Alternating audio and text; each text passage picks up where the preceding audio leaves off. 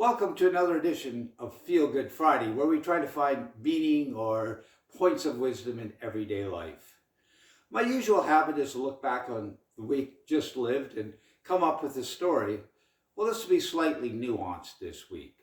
I was looking back at something that happened about 3 weeks ago, and I suddenly realized, there was a little pearl of wisdom there, and I totally went over my head.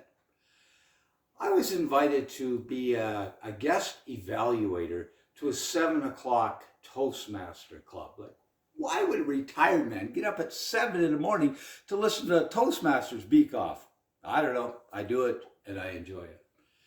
The very last speaker was a dear friend of mine. I've known him for 20 years, I would suggest. He's probably in his mid to later 70s. I haven't heard him speak for a long time.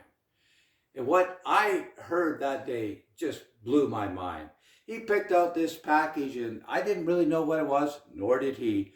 But he made up some sort of fact that it was some sort of thing from Indian descent, from such and such a dynasty, representing this. He had facts and this and that, all pure garbage. I thought I was listening to a politician. He was so good because he said this pure crock with just an absolute straight face. My goodness, Jerry Seinfeld wasn't that good. But that made me think, here is a man, mid-70s if you will, with such a great imagination. Don't we all remember as kids, we had these huge imaginations. We were going to be this, we were going to be that. Our dreams were so big and the facts just didn't seem to matter.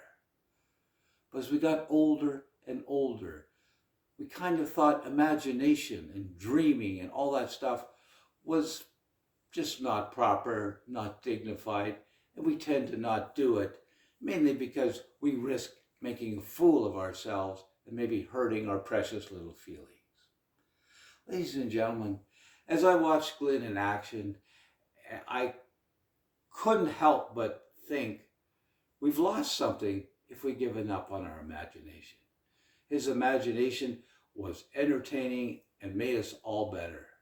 So as we go through our life this week, try to imagine something and live your life with imagination. Because a life without imagination is very much a life without a destination. Have a great week.